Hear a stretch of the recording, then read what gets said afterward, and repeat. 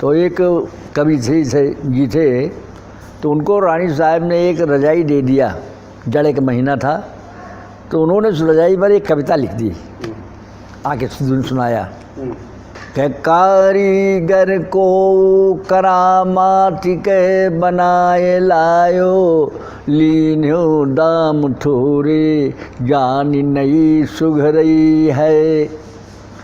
कारीगर को करामात के बनाए लायो, लीन्यो दाम थोरे जान नई सुघरई है।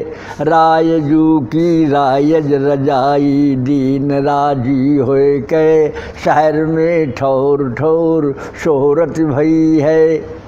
बेनी कवि पाए के अघाए गए घरी दोएक, कहत बने ना कछु ऐसी मत ठई है। सांस लेती उड़ीगा उपल्लायो भितल्ला सबे, जिन दोएक बाती है तो रुई रह गई है।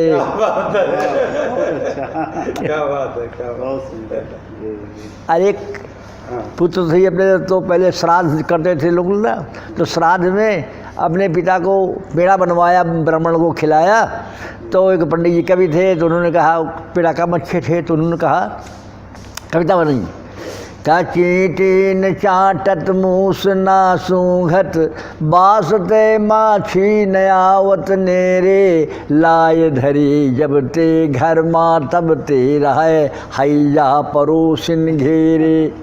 माटी हुमा कछु स्वाद मिले, इन्हें खाए तो ढूंढे हर बहेरे। चौकी परे पितृलोक में बाप, सपूत के देख श्राद्ध के पेड़े।